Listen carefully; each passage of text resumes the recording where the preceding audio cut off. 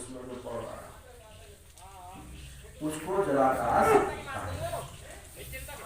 जो आकाश में ग्रह नक्षत्र आदि हैं, बादल हैं, उस जल में जो प्रतिबिंब पड़ता है उसको क्या कहा? जलाकाश। तो ये घड़ा और उसमें भरा हुआ जल और उसमें पड़ा हुआ प्रतिबिंब है, तो ये तीनों मिलकर के जलाकाश का स्वरूप। एक भी अलग कर देंगे तो फिर जलाकाश नहीं हो सकता। अब मेघाकाश को देखें। मेघाकाशस् मघाकाशस्य मध्येयं मेघमण्डलमीश्यते प्रतिबिम्बतया तत्र मेघाकाशो जले स्थितः। महाकाश, महाकाश के मध्य में, महाकाश में यह तो मेघमण्डलमीश्यते, जो बादल का समूह दिखाई देता है, जो बादल दिखाई देता, तत्र जले, उस मेघमंडल में जो जल है, उस मेघमंडल में जल है, प्रतिबिंब तैयार स्थित, उसमें जब जल है तो उसमें प्रतिबिंब भी है, आकाश का प्रतिबिंब है, स्थित हुआ तो उसको मेघाकाश कहा। और जलाकाश की बात तो समझ में आ जाती है, पर मेघाकाश की बात तो आंखों से देखी जाती है ना, तो वहां जाकर के ऊपर आकाश में बादल तो देख पाएंगे।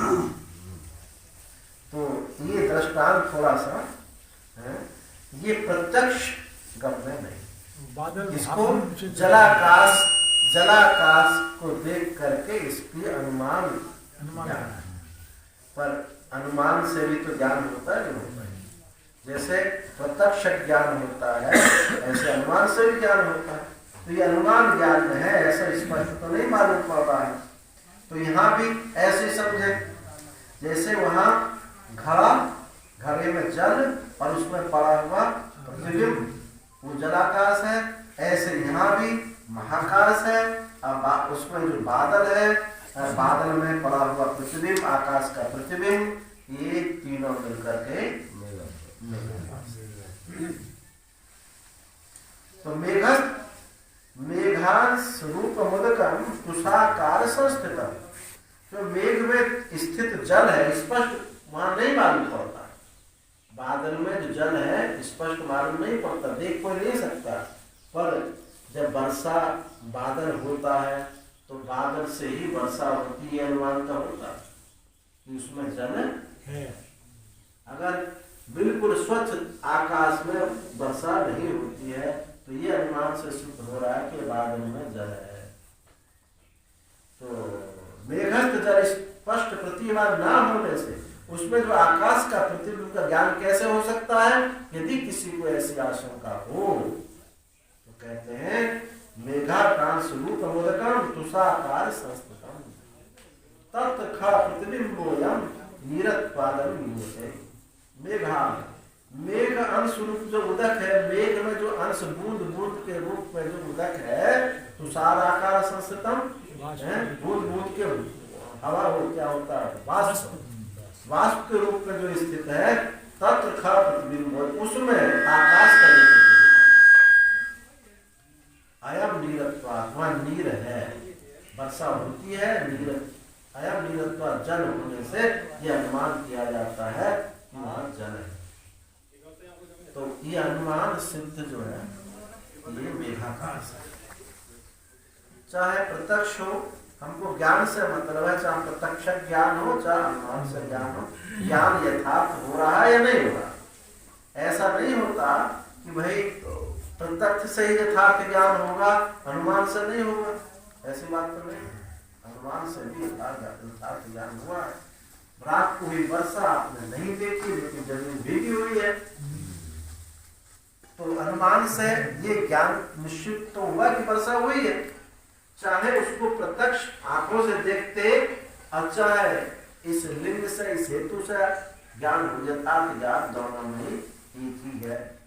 इस प्रकार दृष्टांत रूप आकाश के चार भेद का प्रतिपादन करके अब इसको दाष्टान्त में, ये तो दृष्टांत दिया, अब दाष्टान्त में इसको बताते हैं।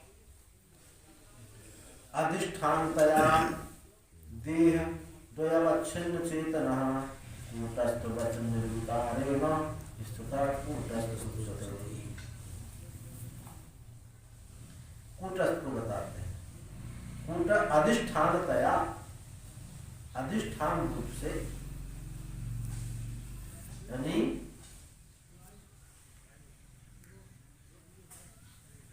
देह द्वय अवच्छिन्न चेतन, जो पंचीकृत पंच महाभूत हैं और अपंचीकृत पंच महाभूत हैं, वो तो कार्य जो सूक्ष्म शरीर स्थूल शरीर है, इन दोनों का जो अधिष्ठान देह द्वय अवच्छिन्न, दोनों देहों जो अवच्छिन्न है,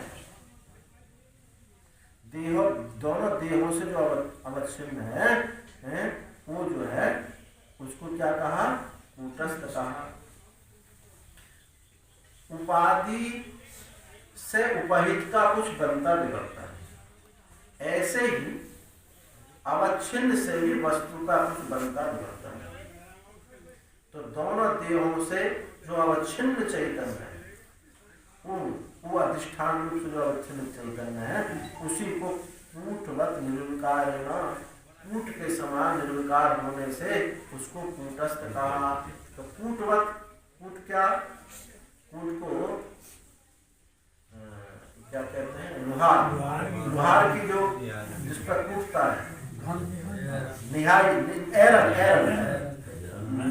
एरन जो है, उस पर कितने फावड़ा दराती आदि सब बन जाती हैं, और कूटता नहीं है, सब कुट कर बनकर सब तैयार होकर चली जाती है। तो कूट जो है पहाड़ी को भी कहते हैं, चोटी को भी कहते हैं। कितनी हवा जाए, तूफान चला, लेकिन वो पहाड़ी की चोटी हिलती हिलती नहीं। कूट, चित्रकूट बोलते हैं।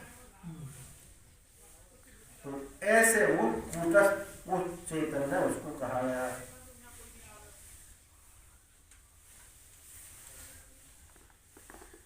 अथवा ऐसे भी समझते, कूट माने अविद्या, कूट माने चिदाभास। जो कूट नाम अविद्या को कहते हैं, चिदाभास को कहते हैं, जो मिथ्या है, उनके अधिष्ठान रूप जो है हो सकता है। चिदाभास का अधिष्ठान और ये माया का जो अधिष्ठान है, माया जहाँ आश्रित हुई, वो जो है जिस पर ये आरोपित हुई, कूटस्थ चैतन्य जो है वो असंग है, वहाँ उसमें कुछ भी परिवर्तन नहीं होता है। तो चिदाभास और माया को भी कूट कहा गया। कहते हैं तो बहुत कूट से ही कुटिलता आदि बनी, माया अच्छा। तो ये कूटस्थ का बताया। अब आगे कहते हैं, हाँ, कूटस्थ के विवेचन के बाद कहते हैं, जीव का स्वरूप कूटस्थ में कल्पित बुद्धि में प्रतिबिंबित होने से उपाधि के पक्षपाती होने के कारण उस जीव स्वरूप का उत्पादन करते हैं, अजीव को बताते हैं कूटस्थ। और तो कूटस्थ वहाँ दृष्टांत जो बताया था, कौन है कूटस्थ? वहाँ जो आकाश का दृष्टांत दिए थे ना, एक महाकाश, एक घटाकाश। तो घटाकाश क्या है? ये है कूटस्थ। जलाकाश क्या है? ये है जीव। ऐसे महाकाश क्या है? ब्रह्म अधिष्ठान। जलाकाश क्या है? ईश्वर। ईश्वर। तो जीव का स्वरूप कूटस्थ में कल्पित बुद्धि, प्रतिबिंब रूप होने से उपाधि के पक्षपाती होने के कारण वो जीव स्वरूप का प्रतिपादन, वो कूटस्थ ही जब बुद्धि में प्रतिबिंबित होता है, और वो बुद्धि जो है अंतःकरण उपाधि अविद्या उस प्रतिबिंब को जकड़ लेती है, यानी उसके बस में हो जाता है। जो अविद्या के बस में चिदाभास है, उसी वही बस में हो जाता है, उसी को जीव।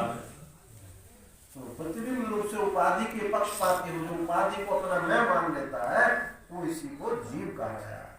वो जीव शब्द के अर्थ होने में निमित्त बताते हैं, कूटस्थ से अतिरिक्त जीव की कल्पना निष्क्रिय है।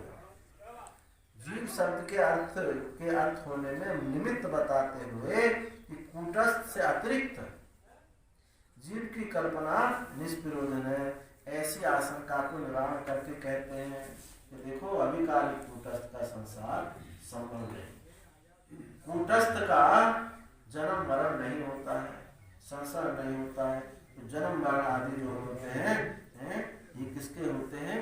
इस जीव के ही